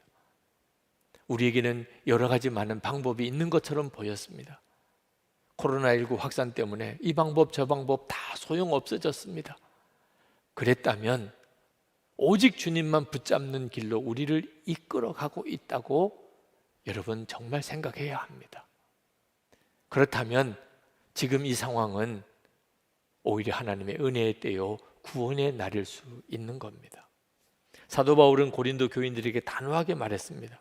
14절에 믿지 않는 사람들과 멍에를 함께 매지 마십시오. 세상을 떠나 살라는 말 아닙니다. 세상 가운데 살지만 이제는 사람 의지하지 말라. 계산하고 살지 말라. 오직 하나님만 바라보라는 것. 그래서 정말 놀라운 복음을, 놀라운 하나님의 은혜를 선포합니다. 16절입니다. 우리는 살아계신 하나님의 성전입니다. 하나님과 화해하였다는 말을 사도 바울은 이제 한 걸음 더 나아가서, 그렇기 때문에 우리가 하나님을 모시고 사는 하나님의 성전된 자라는 것입니다. 여러분, 정말 놀라운 말씀입니다. 엄청난 일이 우리에게 일어난 것입니다. 우리가 진짜 하나님과 화해한 사람인지 아닌지는 우리가 하나님의 성전된 자로 사는지를 보면 알 수가 있습니다. 하나님의 성전된 자로 살지 않으면서 하나님과 화해하였다고 그저 믿는 것은 가지고 있는 교리적인 지식일 뿐입니다. 여러분이 진짜 예수님을 믿었고 하나님과 화해한 사람이라면 이제는 하나님께서 여러분 안에 거하셔서 여러분을 성전 삼으신 자의 삶을 살아야 합니다. 이것이 하나님이 우리에게 지금 원하시는 것입니다. 이 은혜가 모든 사람에게 다 열려 있다는 겁니다. 저뿐만 아니고 여러분 모두가 다 하나님의 성전된 자로 사는 은혜를 받고 있습니다. 지금이야말로 그 은혜의 때고 지금이야말로 그 구원의 날인 것입니다. 우리를 성전 삼으시려고 하시는 것은 하나님의 창조 계획입니다. 하나님이 사람을 만드신 것은 하나님께서 우리 안에 오셔서 우리와 함께 사시기 위해서 그랬습니다. 이것이 죄로 인해서 무너졌다가 예수님의 십자가로 다시 회복이 된 겁니다. 하나님은 구약 성경에서 계속하여 하나님께서 우리 안에 오셔서 우리를 성전 삼으시겠다고 약속하셨습니다. 16절에 내가 그들 가운데서 살며 그들 가운데로 다닐 것이다. 나는 그들의 하나님이 되고 그들은 내 백성이 될 것이다. 레위기 26장 12절 말씀입니다. 17절에 그러므로 너희는 그들 가운데서 나오너라. 그들과 떨어져라. 부정한 것을 만지지 말아라. 나 주가 말한다. 그리하면 내가 너희를 영접할 것이다. 이사야 52장 11절 말씀입니다. 18절에 그리하여 나는 너희의 아버지가 되고 너희는 내 자녀가 될 것이다. 나 전능한 주가 말한다. 사무엘하 7장 14절의 예언의 말씀입니다. 이 말씀이 예수 그리스도 안에서 우리 모두에게 다 이루어졌습니다. 우리가 예수를 믿고 살게 되면서 우리는 이제 하나님의 성전된 자로 사는 것입니다. 지금이야말로 은혜의 때요, 지금이야말로 구원의 날입니다. 오늘 코로나19 확산으로 인해서 말할 수 없이 두려운 일들이 많이 있는 이때에 우리가 하나님을 바라보면 하나님께서 우리에게 들려주시는 메시지입니다. 하나님의 성전이라면, 그래서 하나님이 정말 우리 안에 거하신다면 아무리 어려운 일이 있다 한들 그것이 우리를 무너뜨릴 수 있겠습니까? 주님이 우리 안에 계신데 무엇이 두렵고 무엇이 염려가 되겠습니까? 코로나19로 인해서 사람들을 만날 수가 없다면 오히려 우리 안에 거하시는 주님과 더 깊이 교제하고 하나 될 수 있는 놀라운 기회가 아니겠습니까? 우리가 하나님의 성전된 것을 분명하게 확인해 볼 수 있는 그런 은혜의 때가 아니겠느냐 말입니다. 은혜는 어려울 때 드러나는 겁니다. 시험이 오고 고난이 닥칠 때, 그때 진짜 은혜가 나타나는 것입니다. 여러분, 욥은 말할 수 없는 고난을 겪었습니다. 이해할 수 없는 고난이었습니다. 그것이 어떻게 욥에게 은혜라고 말할 수 있겠습니까? 그러나 그래서 우리는 욥기라는 성경을 가지게 되었습니다. 고난을 겪는 수많은 성도들이 욥기를 읽으면서 그 고난의 때를 견뎌나갈 힘을 얻었습니다. 자, 그걸 보면 말할 수 없고 이해할 수 없는 고난을 겪었던 그 욥의 그때가 은혜의 때라고 하는 사실을 여러분 이해할 수 있지 않겠습니까? 요나는 실패한 선교사, 실패한 예언자입니다. 그러나 그는 그로 인해서 자기의 실패 때문에 유대인뿐만 아니고 이방인도 사랑하시는 하나님이심을 깨달았습니다. 그리고 쓴 것이 요나서입니다. 요나의 실패를 어떻게 은혜라고 말할 수 있겠습니까? 그렇지만 우리가 요나서를 읽으면서 요나의 실패를 통하여 모든 이방인들을 향한 하나님의 사랑을 알게 되는 놀라운 은혜를 받게 되는 걸 보면 요나의 실패조차도 하나님의 은혜 안에 있었던 것입니다. 사도 바울은 로마에 있는 그리스도인들을 만나고 그들에게 복음의 핵심을 전해주고 싶은 마음이 간절했습니다. 그러나 하나님의 허락하심이 없었습니다. 그렇게 로마로 가고 싶지만 길이 다 막혔습니다. 그것을 어떻게 은혜라고 말할 수 있겠습니까? 그러나 로마로 갈 수가 없었기 때문에 사도 바울은 로마에 있는 그리스도인에게 전해주고 싶었던 그 복음의 핵심을 편지로 써서 보낼 수밖에 없었습니다. 그것이 우리가 가지고 있는 로마서입니다. 로마서는 성경의 보석이라고 말해지는 부분입니다. 사도 바울이 겪었던 그 말할 수 없었던 어려움, 그게 깨닫고 보니까 하나님의 은혜 안에 있었던 것입니다. 지난 금요일 아둘람 기도회는 환우들을 위한 치유 집회였습니다. 그때 설교해 주신 목사님이 김동호 목사님이십니다. 그 목사님은 당신 스스로가 폐암을 지금 앓고 계십니다. 그 투병하는 과정에서 겪었던 많은 일들, 심지어 힘들었고 고통스러웠던 순간까지 아주 솔직하게 다 고백을 해 주셨습니다. 그래서 더 큰 감동이 있었던 것 같습니다. 저도 눈물로 말씀을 들었고 많은 우리 환우 교우들이 눈물로 그 집회에 말씀을 들었다고 제가 들었습니다. 김동호 목사님께서 설교 말미에 그런 말씀을 하셨습니다. 올해는 당신 70평생에 가장 힘들고 고통스러웠던 해였다고. 그럴 수밖에 없겠지요.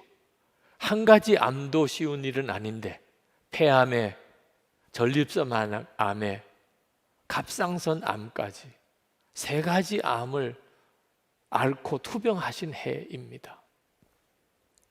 그런데 참 놀라웠게도 그 고통스러웠던 그 올 한 해가 가장 감격스럽고 기쁘고 감사한 해라고 그렇게 고백을 하는 것입니다.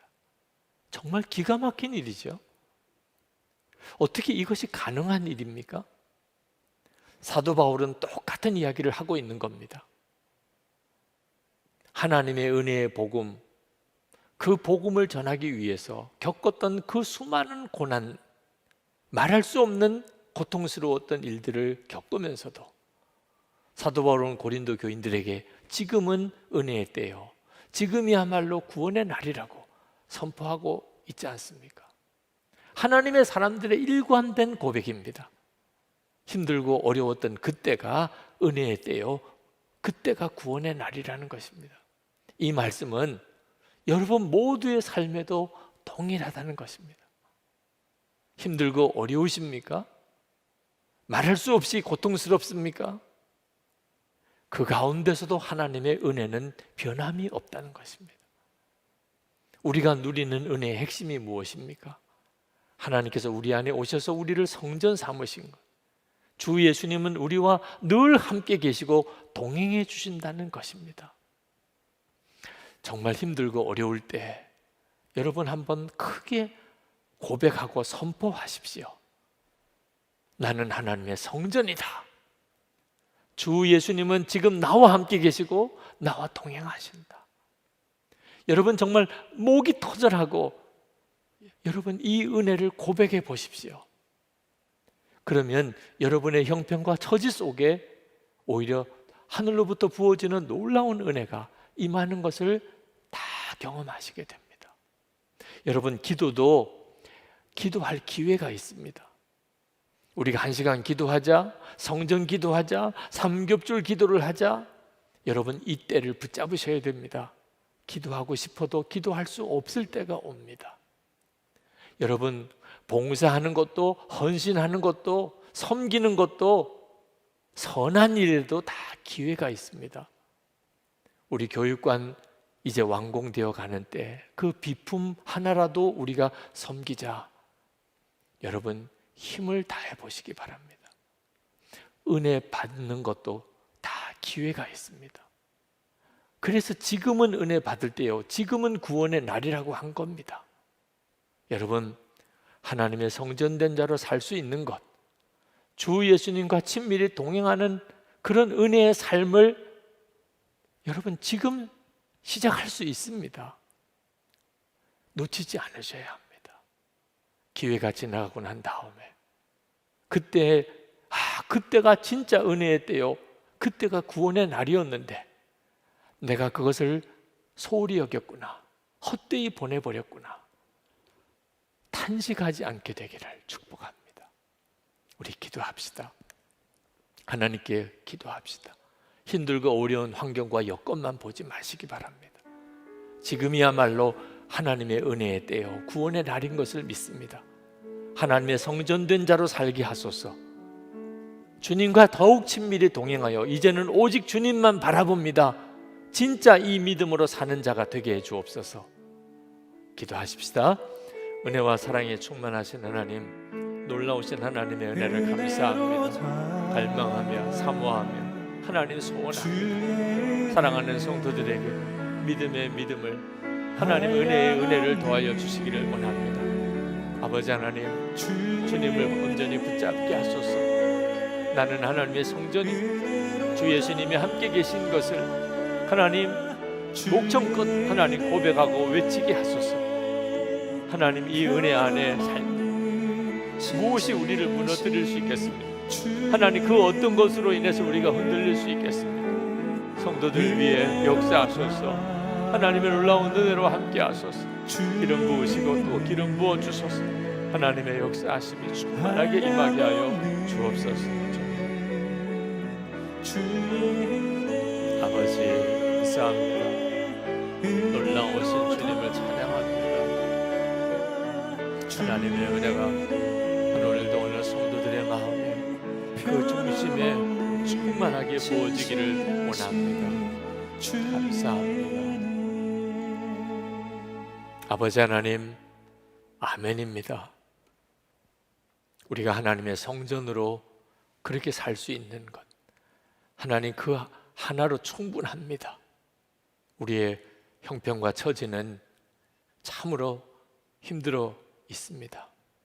우리가 성도들이 함께 모여 예배할 수 없는 하나님 그 어려운 때를 다시 또 만났습니다. 주님, 그러나 우리가 눈에 보이고 귀로 듣는 것에 더 이상 요동하지 않겠습니다. 지금은 은혜의 때요, 지금이야말로 구원의 날이라 하신 말씀을 온전히 붙잡습니다. 주 예수님이 우리 안에 거하셔서 우리와 동행하시는 것, 이번 기회에 분명하게 우리가 체험하고 실제로 그 삶을 살게 되기를 원합니다. 오직 주님만 바라보며 사는 자만이 경험할 수 있는 살아계신 하나님, 그 놀라운 은혜의 역사를 우리도 사도 바울처럼 그렇게 경험하게 되기를 원합니다.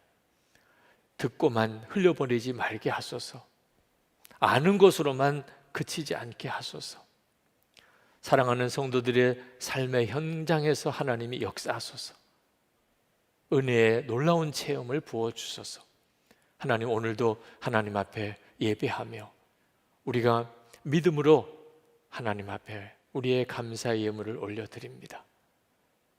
드려지는 11조, 또 건축 헌금, 교육관 비품 헌금, 또 선경금과 구제 헌금, 우리에게 주신 은혜에 대한 고백의 감사 헌금, 하나님 우리의 마음속에 주시는 은혜의 감동으로 드려지는 이 예물들을 주님 받아주소서.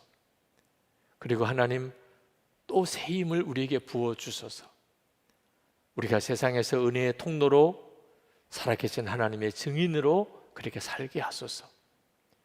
병든 이들을 주님의 손으로 고쳐주시고 우리의 가정 안에 하나님의 은혜가 넘치게 하시며 우리의 일터, 우리의 생업을 하나님의 손에 부탁합니다. 하나님, 이 나라와 민족 주님께서 긍휼히 여겨주실 줄 믿습니다. 우리나라가 하나님을 경외하는 나라가 되고 하나님, 우리 국민이 마음이 하나가 될 수 있게 만드는 지도자들을 세워주시고 하나님을 대적하는 모든 악한 법이 다 폐지되게 하시며 북한에 있는 동포들에게도 생명의 복음 전해지게 하시고 김국기 목사님, 김종욱 목사님, 최충일 선교사님, 장문석 집사님 속이 석방되는 소식을 들려주소서. 세계 열방의 영적 대각성 운동이 일어나 하나님을 떠났던 일 회개하고 하나님을 경외하는 마음으로 다 돌아오게 하시고 막혔던 선교의 문들이 다시 활짝 열려지는 역사가 일어나게 하시며 코로나19 확산이 이제는 멈추고 백신과 치료제가 개발되고 그리고 다시 일상으로 돌아오는 은혜를 허락해 주옵소서. 주 예수 그리스도 이름으로 간절히 기도합나이다. 아멘. 오늘 우리에게 주시는 하나님의 말씀은 고린도후서 8장 1절에서 24절 말씀입니다. 형제 자매 여러분, 우리는 하나님께서 마케도니아 여러 교회에 베풀어 주신 은혜를 여러분에게 알리려고 합니다. 그들은 큰 환난의 시련을 겪으면서도 기쁨이 넘치고 극심한 가난에 쪼들리면서도 넉넉한 마음으로 남에게 베풀었습니다. 내가 증언합니다. 그들은 힘이 닿는 대로 구제하였을 뿐만 아니라 오히려 힘에 지나도록 자원해서 하였습니다. 그들은 성도들을 구제하는 특권에 동참하게 해달라고 우리에게 간절히 청하였습니다. 그들은 우리가 기대한 이상으로 하나님의 뜻을 따라서 먼저 자신들을 주님께 바치고 우리에게 바쳤습니다. 그래서 우리는 디도에게 청하기를 그가 이미 시작한 대로 이 은혜로운 일을 여러분 가운데서 완수하라고 하였습니다. 여러분은 모든 일에 있어서 뛰어납니다. 곧 믿음에서, 말솜씨에서, 지식에서, 열성에서, 우리와 여러분 사이의 사랑에서 그러합니다. 여러분은 이 은혜로운 활동에서도 뛰어나야 할 것입니다. 나는 이 말을 명령으로 하는 것이 아닙니다. 다른 사람들의 열성을 말함으로써 여러분의 사랑도 진실하다는 것을 확인하려고 하는 것뿐입니다. 여러분은 우리 주 예수 그리스도의 은혜를 알고 있습니다. 그리스도께서는 부유하나 여러분을 위해서 가난하게 되셨습니다. 그것은 그의 가난으로 여러분을 부유하게 하시려는 것입니다. 이 일에 한 가지 의견을 말씀드리겠습니다. 이 일은 여러분에게 유익합니다.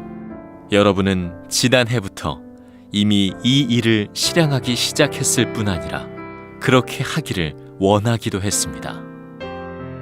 그러므로 이제는 그 일을 완성하십시오.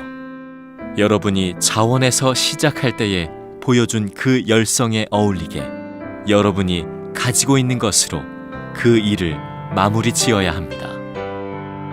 기쁜 마음으로 각자의 형편에 맞게 바치면 하나님께서는 그것을 기쁘게 받으실 것입니다. 하나님께서는 없는 것까지 바치는 것을 바라지 않으십니다. 나는 다른 사람들을 편안하게 하고 그 대신에 여러분을 괴롭게 하려는 것이 아니라 평형을 이루려고 하는 것입니다. 지금 여러분의 넉넉한 살림이 그들의 궁핍을 채워주면 그들의 살림이 넉넉해질 때에 그들이 여러분의 궁핍을 채워줄 수도 있을 것입니다. 이렇게 하여 평형이 이루어지는 것입니다. 이것은 성경에 기록하기를 많이 거둔 사람도 남지 아니하고 적게 거둔 사람도 모자라지 아니하였다 한 것과 같습니다. 아멘. 하나님의 말씀입니다.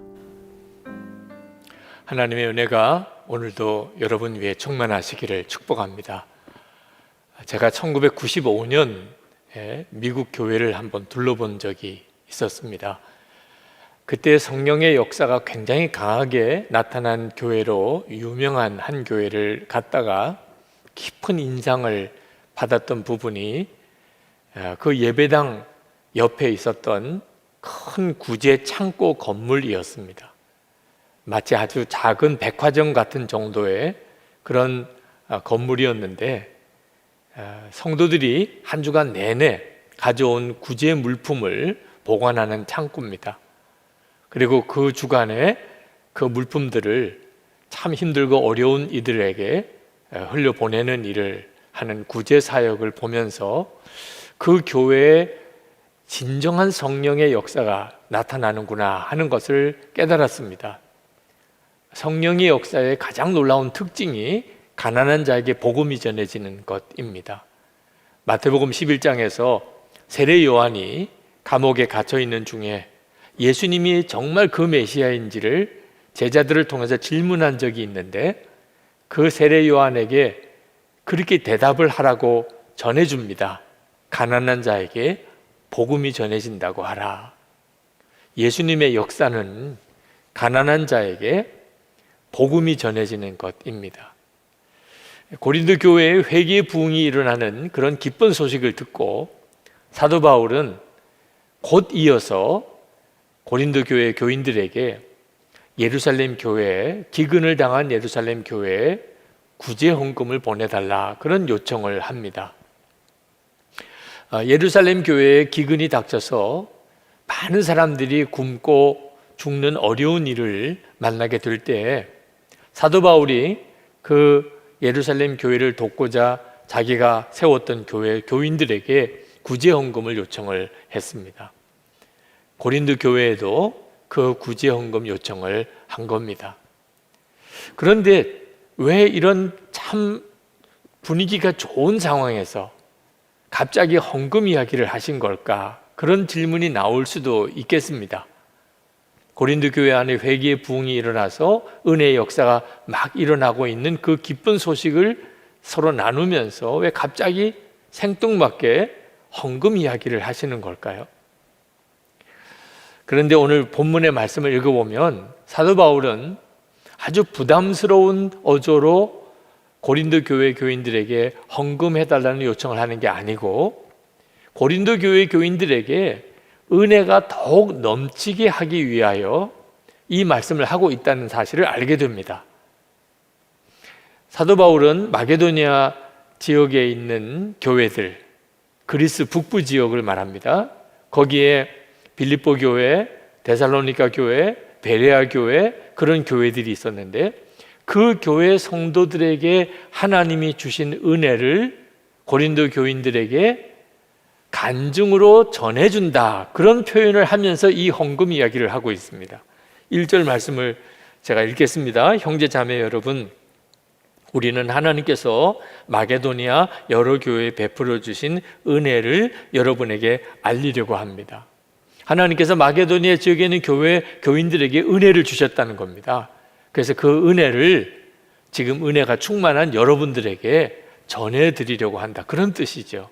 또 무슨 은혜를 하나님께서 마게도니아 지역에 있는 교회들에게 주신 걸까요? 기근을 당한 예루살렘 교회에 구제 헌금을 보내는 은혜를 주셨다 그런 뜻입니다. 잘 이해가 안 되시는 분도 있으실 거예요. 구제 헌금을 하는 것이 무슨 은혜일까? 사도 바울은 아주 특별했다는 겁니다. 마게도니아 지역의 교회 교인들이 그 예루살렘에 보낸 헌금이 아주 특별했다는 겁니다. 2절에 말씀하기를 마게도니아 교회 교인들은 큰 환난의 시련을 겪고 있는 형편이었습니다. 핍박이 컸습니다. 그리고 교인들 대부분이 극심한 가난에 쪼들리는 형편이었습니다. 그런데도 넉넉한 마음으로 헌금을 했다는 거예요. 3절에 보면 그들이 힘이 닿는 대로 구제헌금을 보내는 정도가 아니고 오히려 힘에 지나도록 자원해서 헌금하였다는 것입니다. 특히 주목할 것이 4절입니다.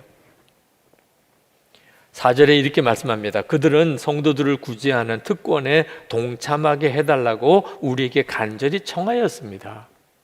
아마 이 말씀을 보니까 사도 바울이 예루살렘 교회를 돕는 일은 해야 하지만 마게도니아 지역에 있는 성도들에게는 그 부담을 지우지 않으려고 했던 것 같습니다.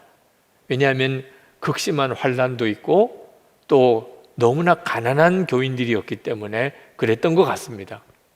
그런데 마게도니아 지역에 있는 교인들이 사도 바울에게 구제하는 특권에 동참하게 해달라고 간절히 부탁을 했다는 것입니다.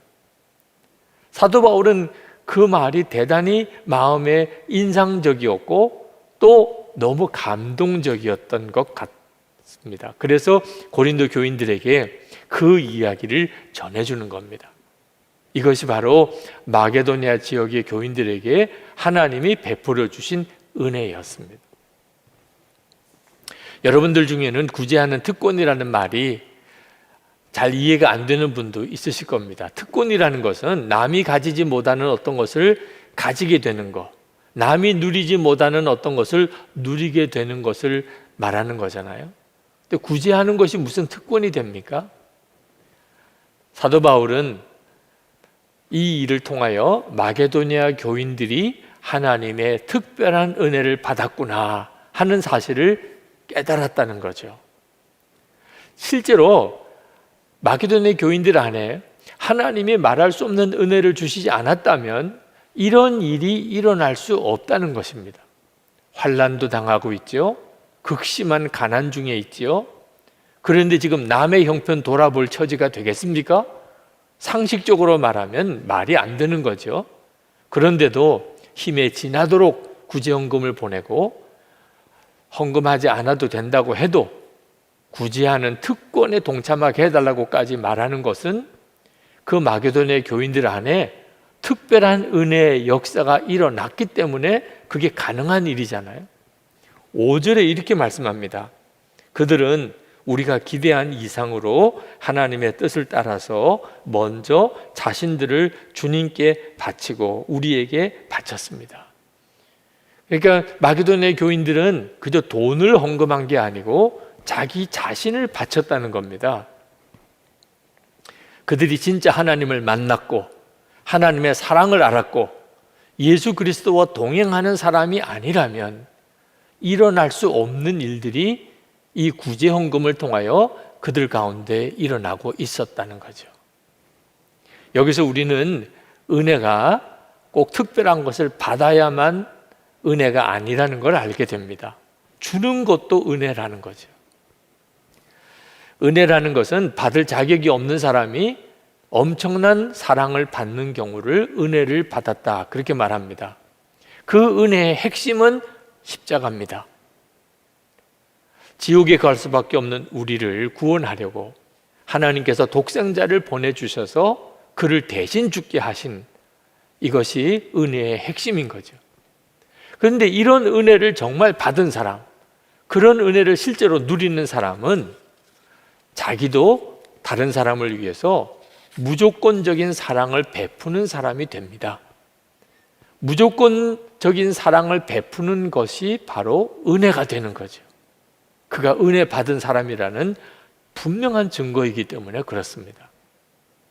저는 실제로 이 말씀대로 마게도니아 교회 교인들처럼 그렇게 헌금하는 일이 기쁘고 축복이라는 사실을 경험한 분들을 많이 만났었습니다.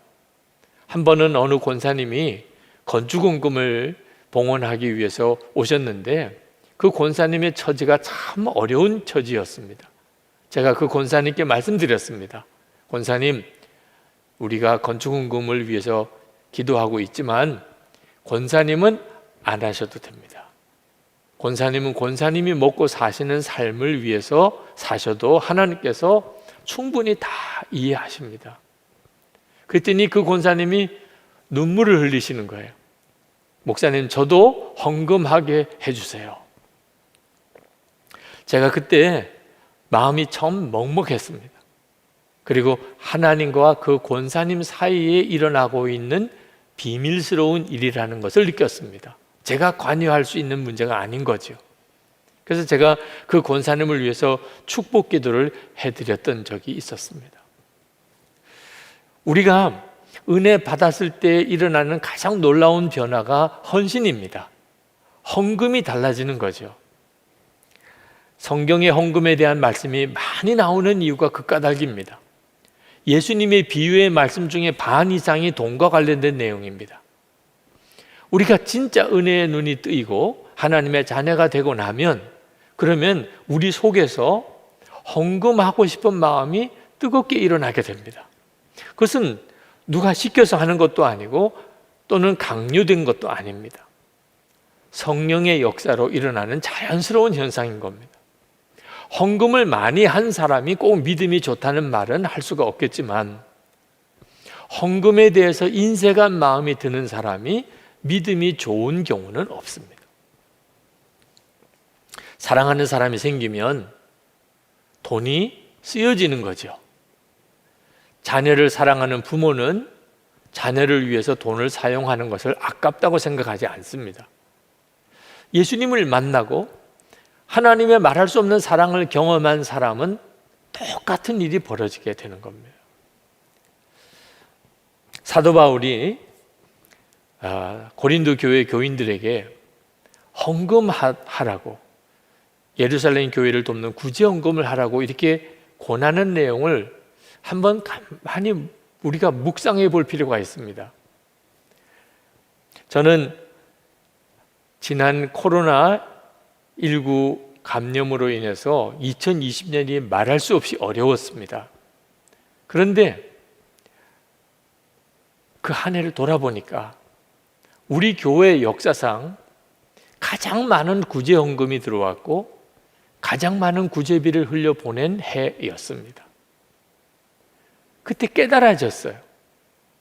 2020년은 코로나19로 인해서 어려움이 많은 해가 아니고 은혜가 풍성한 해구나. 정말 그랬습니다.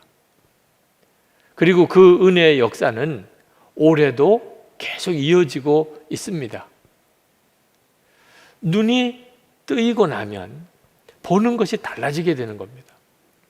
하나님께서 왜 하나님의 자녀들에게 이렇게 헌금을 하게 하시는 걸까요?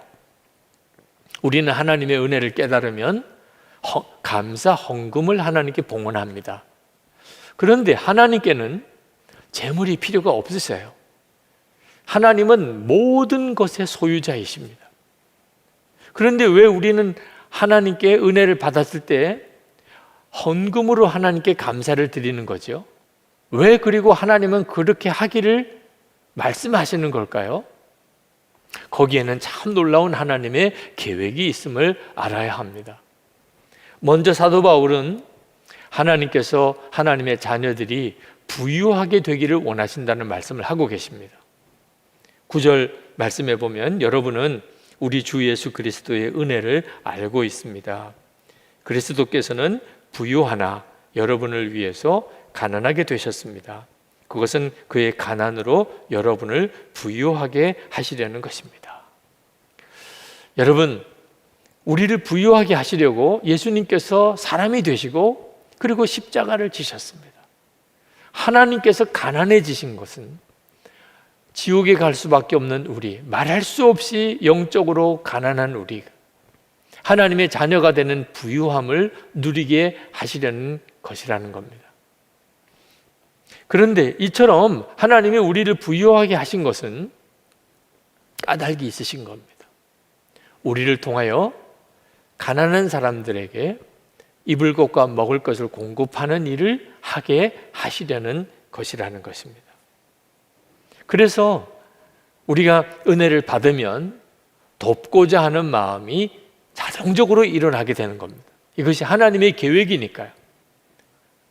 우리가 성령이 우리 가운데 임하시면 우리 안에 생수의 강이 흘러넘치리라고 말씀하셨는데 그 말씀인 것입니다. 우리가 가난한 사람을 향하여 마음이 열리게 되는 것은 하나님으로부터 오는 은혜가, 그 복이 우리를 통하여 가난한 사람에게 흘러가는 것입니다. 우리는 생수의 강, 그 통로가 되는 것이 하나님의 계획인 것입니다. 고린도 교인들이 처음 은혜를 받았을 때 그들은 예루살렘 교회를 위하여 헌금하려는 마음이 그들에게도 일어났습니다. 그래서 헌금을 약속했었습니다. 그런데 고린도 교회 안에 시험이 일어나고 서로 싸움이 생기고 그때 은혜가 다 식어져 버립니다. 그래서 그들은 예루살렘 교회를 위해서 헌금하려고 약속했던 것을 지키지 못했습니다. 은혜가 사라지면 그러면 우리가 다른 사람을 돕는 일도 다 식어지게 됩니다. 그래서 은혜가 우리 속에 있는지 아닌지를 다른 사람을 향한 마음을 통해서 우리가 분별할 수 있는 겁니다. 그런데 고린도 교회에 회개의 부흥이 일어나고 은혜가 회복이 되었습니다. 그래서 사도 바울이 고린도 교회에 구제헌금을 약속한 것을 온전히 다 이루라고 권하는 겁니다. 하나님의 은혜가 계속 이어지고 더 풍성하게 흘러가게 하려고 하시는 것입니다. 11절 말씀입니다. 그러므로 이제는 그 일을 완성하십시오. 여러분이 자원에서 시작할 때 보여준 그 열성에 어울리게 여러분이 가지고 있는 것으로 그 일을 마무리 지어야 합니다. 여러분, 하나님께서 우리 하나님의 자녀들을 부유하게 하시는 것은 가난한 자를 구제하기 위함이라는 사실을 잊으시면 안 됩니다. 하나님은 지금 전 세계 모든 사람들을 다 보고 계십니다. 그들 중에는 밥을 먹지 못해서 굶주리는 이들이 있습니다. 굶주린 채로 잠이 든 이들도 있고 노숙하는 이들도 있고 심지어 굶주려서 죽어가는 이들도, 어린아이들도 하나님은 다 보고 계십니다. 우리도 뉴스를 통해서 보고 우리 주변에 그런 사람들을 보지요. 그때 하나님께서도 그들을 보고 계시다는 사실을 잊으시면 안 됩니다. 하나님은 그들을 먹이고 입히실 수 있습니다. 그렇게 하기를 또 간절히 원하십니다. 그런데 하나님께서는 어떤 방법으로 그 일을 하려고 하시는가 하는 것입니다. 그것이 바로 성경이 우리에게 말씀하고자 하는 내용입니다. 하나님의 자녀들을 부유하게 하셔서 하나님의 자녀들에게 먹고 입는 것 이상을 주신다는 뜻이죠. 그리고 그것을 가지고 가난한 이들 먹이고 입히는 일을 하게 하신다는 겁니다. 요셉이 애굽의 총리가 되고 그리고 7년 흉년이 왔을 때 그 애굽과 그 주변에 있는 모든 나라에 굶어 죽어가는 사람들을 다 먹였습니다. 이것이 바로 하나님께서 성도들을 통하여 하시려는 놀라운 일입니다. 이것이 우리를 향한 하나님의 계획인 것입니다. 여러분, 진정 부유한 자는 세상 기준으로 생각하면 안 됩니다. 많이 가진 사람이 아닙니다.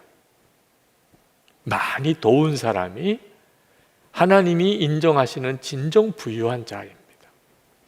그래서 사도 바울은 자기 자신을 설명할 때 이렇게 말했습니다. 고린도후서 6장 10절에 가난한 사람 같으나 많은 사람을 부유하게 하고, 가진 것 없는 거 보면 가난한데 가만히 보면 많은 사람을 부유하게 만드는 사람이라는.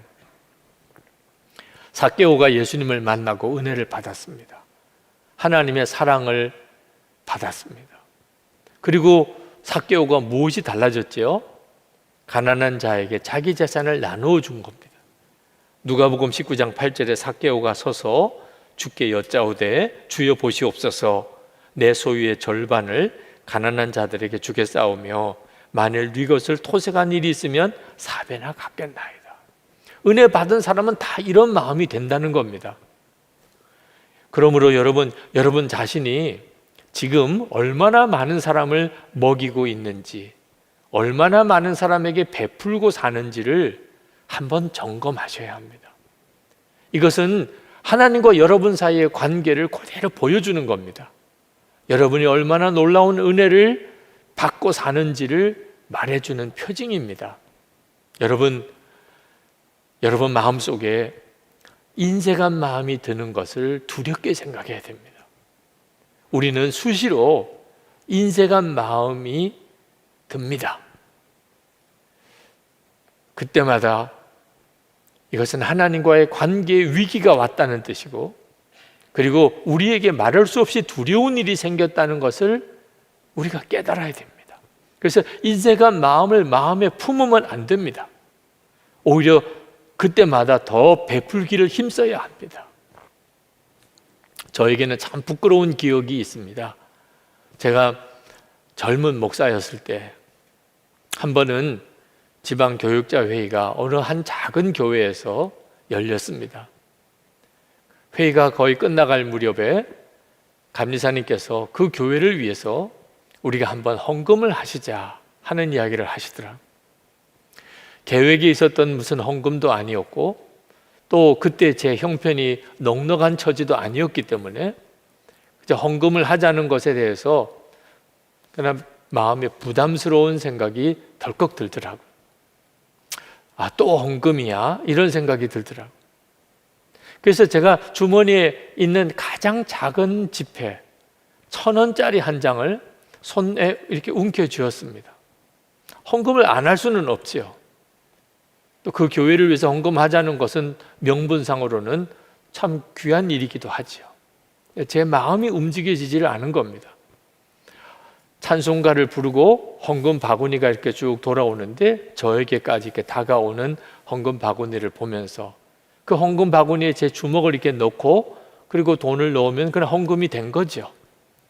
그렇게 하고 있는데 갑자기 제 마음속에 이것은 하나님께 드리는 것이다, 그런 생각이 드는 겁니다.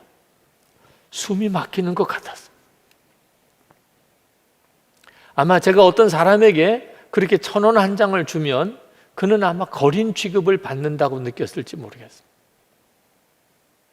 제가 하나님을 그렇게 대우하고 있다는 거죠.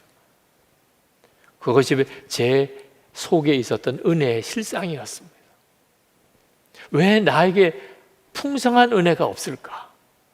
그렇게 하나님께 목사로서 은혜가 풍성한 목사가 되기를 그렇게 기도하면서도 왜 내게는 그런 은혜가 없을까라고 생각했는데 내가 그렇게 하나님께 반응하고 있더라고요. 얼마나 두려웠는지. 그래서 급히 제가 가지고 있는 그때 모든 것을 다 헌금했었습니다. 그 이후에 저는 어떤 시간에 어떤 형태의 헌금 시간이든지 그것은 하나님께 드리는 것이라고 하는 마음을 가지고 헌금을 하게 되었습니다. 여러분, 우리는 사람인 까닭에 수시로 인색한 마음에 사로잡힙니다. 그러나 그것이 얼마나 무서운가를 알아야 합니다. 나는 줄 게 없어요. 나는 나 자신도 너무 부족해요. 라고 말하는 이들도 있을 겁니다. 아마 그런 분들도 많으실 거예요. 근데 다시 한번 생각해 보아야 됩니다. 하나님은 분명히 말씀하시기를 하나님은 하나님의 자녀를 부유하게 하신다고 하셨습니다. 이 부유하게 하신다는 말은 하나님의 자녀가 되었다는 것 자체를 말하는 것입니다. 그리고 분명히 주님은 약속하시기를 우리 가운데 성령이 오시면 생수의 강이 흘러 넘칠 거라고 하셨습니다. 그런데 왜 우리는 줄 게 없다고, 나도 부족하다고 그렇게 말을 하게 되는 걸까요? 뭔가 영적으로 우리가 제대로 깨닫고 순종하지 못하는 게 있다는 것입니다. 우리가 하나님의 자녀라는 것을 정말 믿으면 그 말은 무슨 뜻이냐 하면 나는 주는 사람이라는 뜻입니다. 주님은 분명히 말씀하시기를 우리가 받았기 때문에 주는 게 아니고 주기 때문에 받을 것이라고 말씀하셨습니다. 누가복음 6장 38절에 주라 그리하면 너에게 줄 것이니 곧 후이되어 누르고 흔들어 넘치도록 하여 너에게 안겨주리라. 우리가 이미 복을 받은 사람입니다. 지금 내 처지가 어떠하든지 간에 우리는 예수 그리스도 안에서 이미 하나님의 자녀가 되었음을 믿습니다. 그렇다면 우리는 어떤 형편에서든지 주는 자지요. 우리가 이 사실을 진짜 믿고 순종하면 하나님께서 반드시 우리를 통하여 더 많은 것으로 흘려보낼 수 있게 만드신다는 것입니다. 여러분, 구제의 기회를 놓치지 마시기 바랍니다. 그것이 특권이라고 여겨져야 됩니다. 군 입대하는 청년들이 다 마음이 힘들어합니다. 국방의 의무, 당연히 우리 국민은 져야 되는 일이긴 하지만 그것이 특권이라는 사실을 아직도 깨닫지 못하기 때문에 그렇습니다. 여러분, 국방의 의무는 힘든 일이긴 하지만 특권입니다. 외국인들은 군에 입대하고 싶어도 허락받지 못합니다. 대한민국 국민이니까 국방의 의무를 감당할 수 있는 겁니다. 부부 사이에도 의무가 있습니다. 남편과 아내는 서로의 의무를 다해야 합니다. 그러나 그것은 의무인 동시에 특권입니다. 부부이기 때문에만 의무를 감당할 수 있는 겁니다. 부부가 아닌 사람이 부부로서의 의무를 감당하면 그건 불륜인 거죠. 하나님의 자녀도 마찬가지입니다. 하나님의 자녀에게는 하나님을 기쁘시게 하는 일을 해야 하는 의무가 있습니다. 그러나 사실은 그것은 동시에 특권입니다.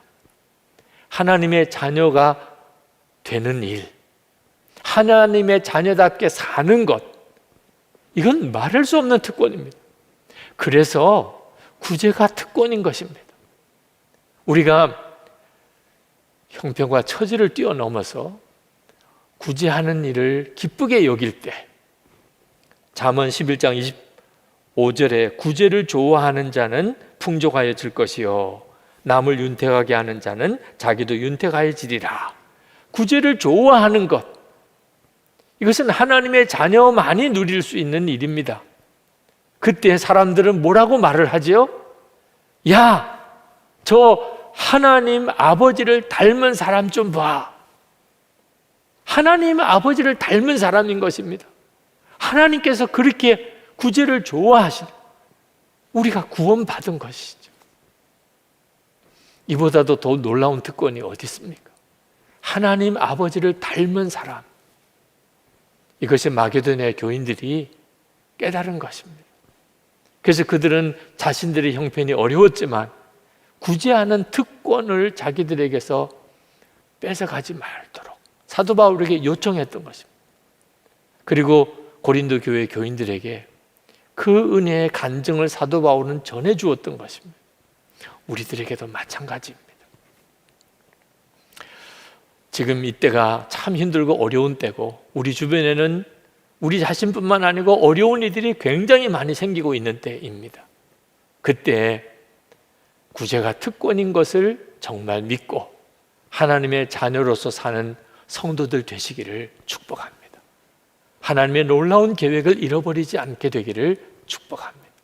이 시간에 우리 같이 기도하실 때, 하나님, 저에게 하나님의 자녀된 이 놀라운 특권, 돕고 베푸는 일이 기쁨이 되어지는 정말 하나님 아버지를 닮은 자의 그 모습을 저에게 계속해서 부어주소서. 그렇게 살게 해 주옵소서. 같이 기도하겠습니다. 은혜와 사랑이 충만하신 아버지 하나님, 놀라우신 하나님의 은혜와 하나님의 역사하신 은혜 감사드립니다. 아버지 하나님의 크신 은혜, 하나님의 놀라우신 사랑 우리 가운데 부으시고 또 부어주시려고 사랑하는 성도들에게 주님 친히 말씀하시고 역사하소서. 하나님을 기쁘시게 하는 자를 그렇게 살게 하여 주소서. 하나님의 영광을 드러내는 자의 삶을 살게 하소서. 하나님의 성도들을 지금에 있는 처지와 형편에서 온전히 건져주시고 하나님이 기뻐하는 자로 세워주소서. 주님 하나님의 역사를 믿습니다. 크신 하나님의 은혜를 믿습니다. 하나님 참으로 어려운 일, 참으로 놀라운 하나님의 은혜의 때가 되길 하시는 하나님을 찬양합니다. 그 은혜의 삶 속에 성도들이 온전히 들어가게 하소서. 하나님의 역사하심을 믿습니다. 주님을 찬양합니다. 하나님 감사합니다. 주님 주소서.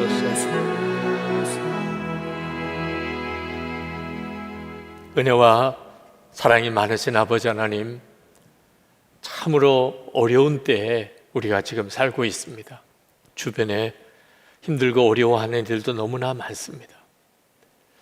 그러나 하나님, 그래서 지금이 하나님의 은혜의 때임을 고백합니다.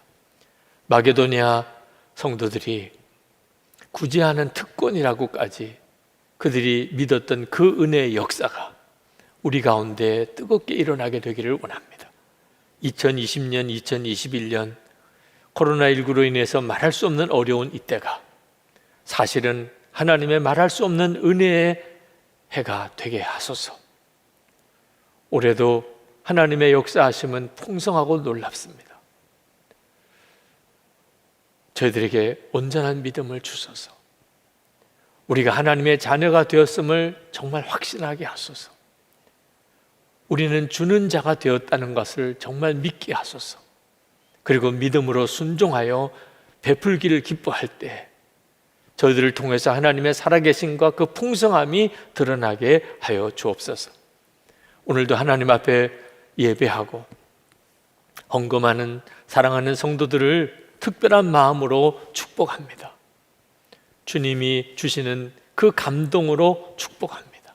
온전한 11주를 갖가지 제목으로 하나님께 감사 헌금을, 교육관 건축뿐만 아니고 하나님 비품 헌금과 그리고 선교 헌금을 작정하고 또 드리고 구제 헌금을 하나님께 봉헌하는 갖가지 제목으로 드린 성도들의 헌금을 주님은 받으십니다.